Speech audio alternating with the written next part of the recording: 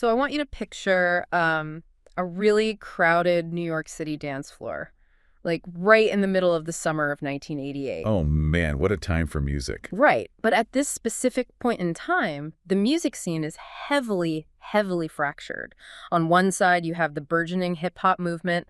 It's raw, it's aggressive, and it's deeply protective of its underground status. Yeah, very suspicious of anything that sounded, too polished. Exactly.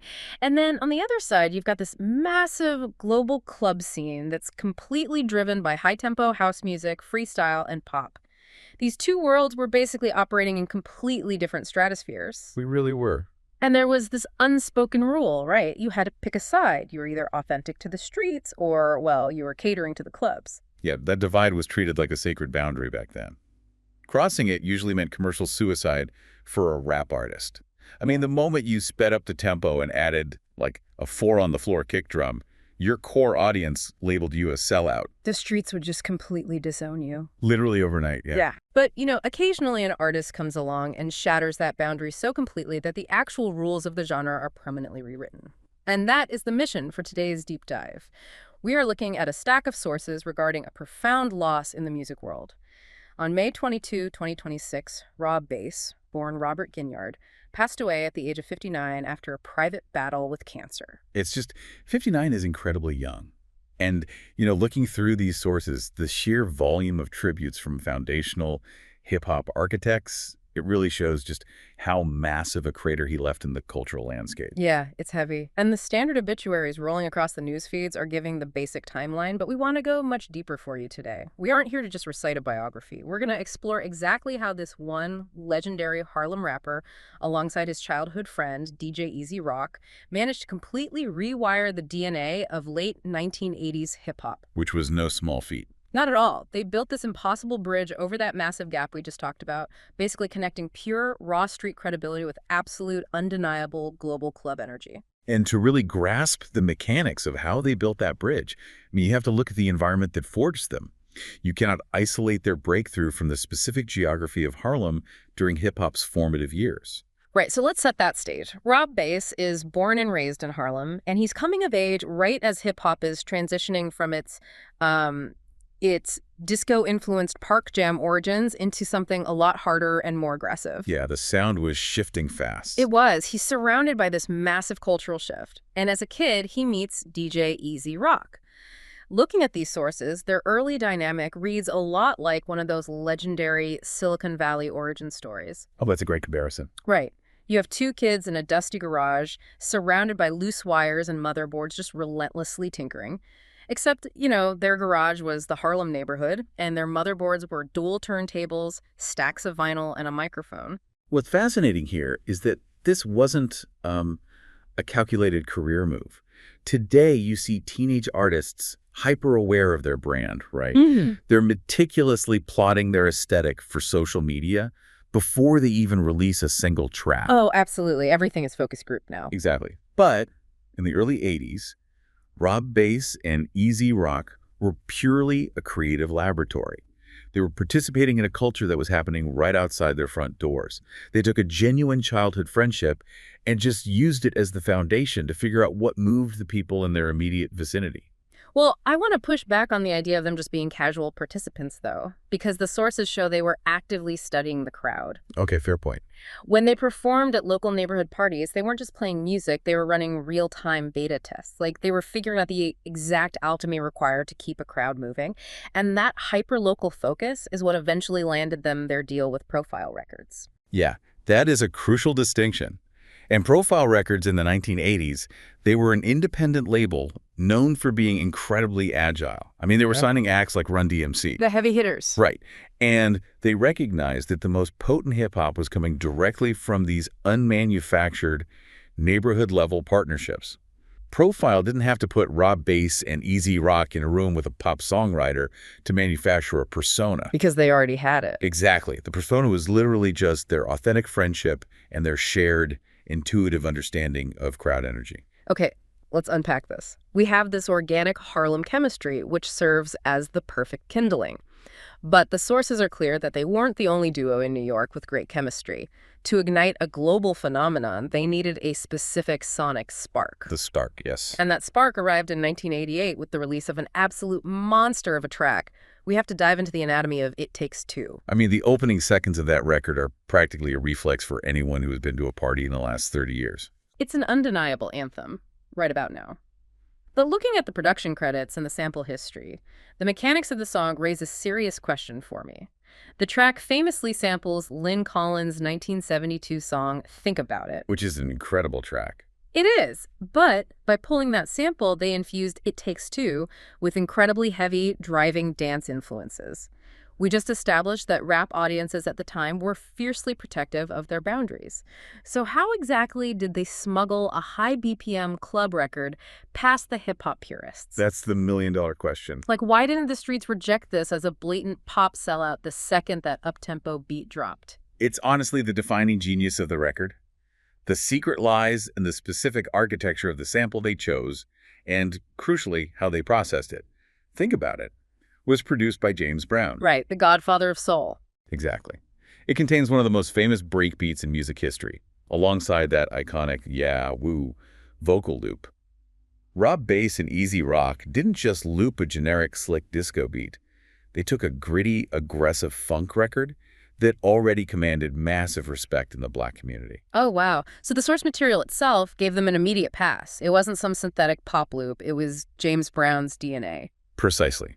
But then they layered that sample over a massive, booming Roland TR-808 kick drum. And the 808 is everything. It is the foundational heartbeat of street-level hip-hop.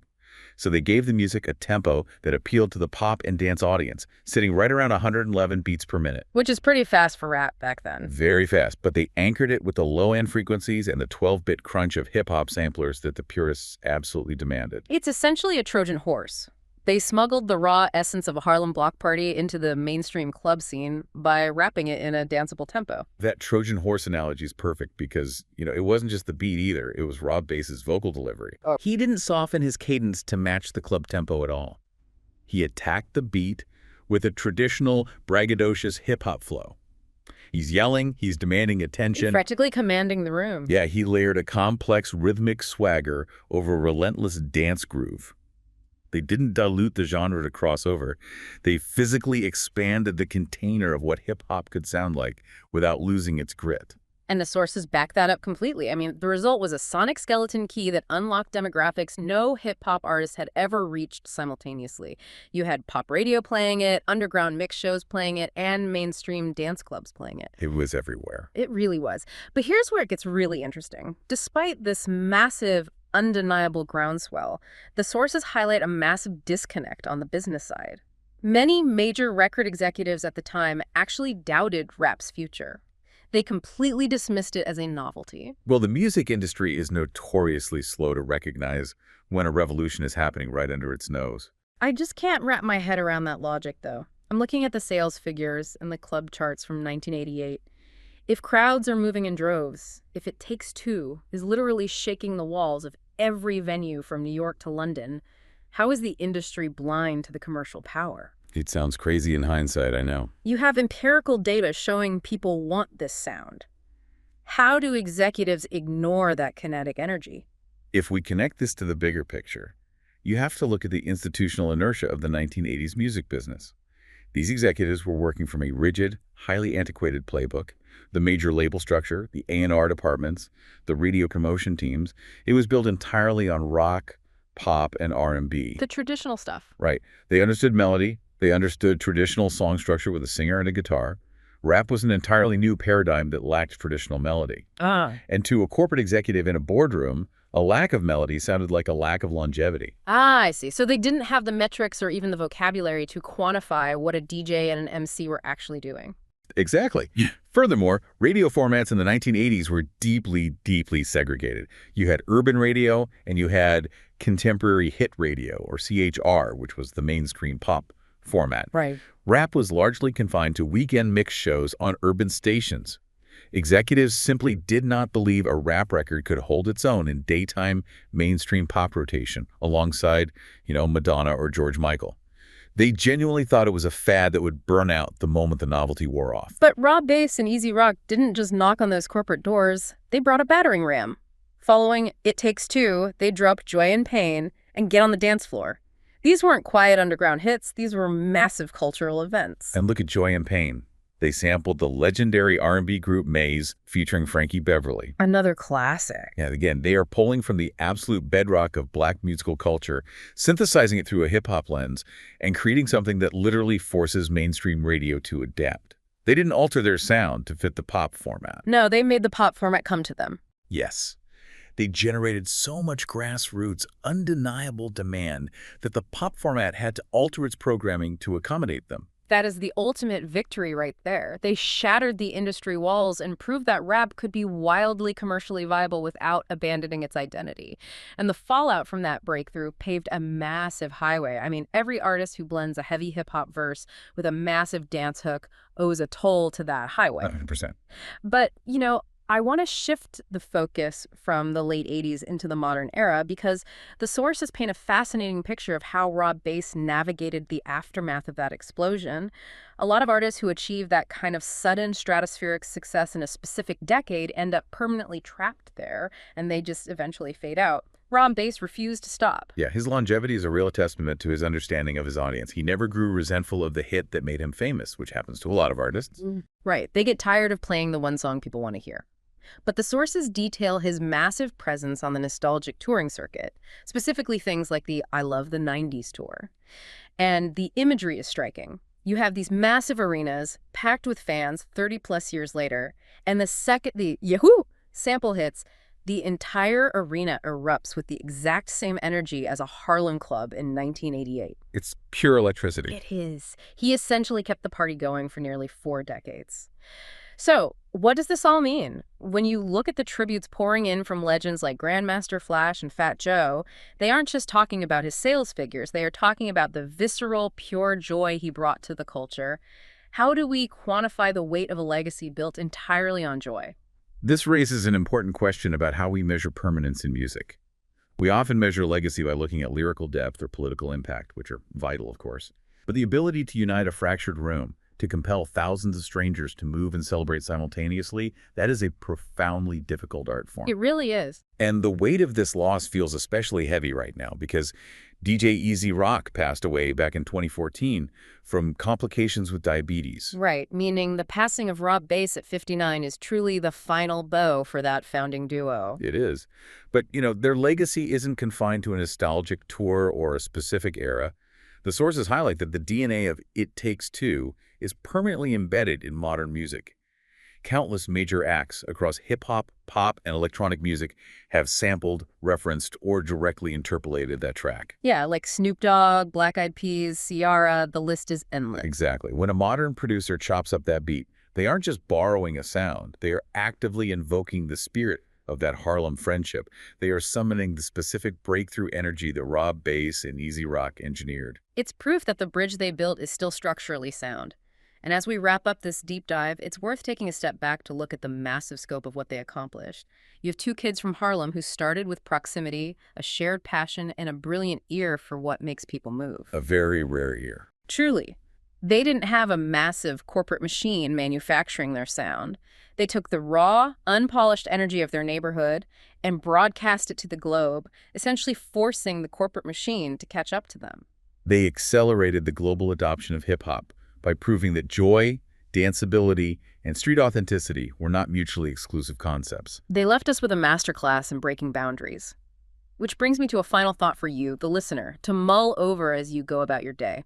We've spent this time breaking down exactly how Rob Bass proved that rap could dominate mainstream radio without severing its roots in black urban culture. That was a nearly impossible tightrope to walk in 1988. Very nearly impossible. So, the next time you load up your favorite streaming playlist and you listen to today's massive crossover chart toppers, I want you to ask yourself this. How many modern artists are truly still walking that exact same tightrope? How many are successfully balancing that raw neighborhood authenticity with a worldwide genre-blurring appeal? It remains the defining challenge for any artist trying to navigate the mainstream today. It really does. It is incredibly rare, it is notoriously difficult, and Rob Bass made it look effortless. Sometimes an artist doesn't just add a chapter to a genre's history, they rewrite the entire textbook. Rob Bass was one of those artists. He absolutely was. We want to thank you for joining us on this deep dive into a truly monumental legacy. Keep questioning the mechanics behind the music you love, and do yourself a favor today. Go put It Takes Two on the stereo, turn the bass up, and celebrate life just exactly as Rob Bass intended.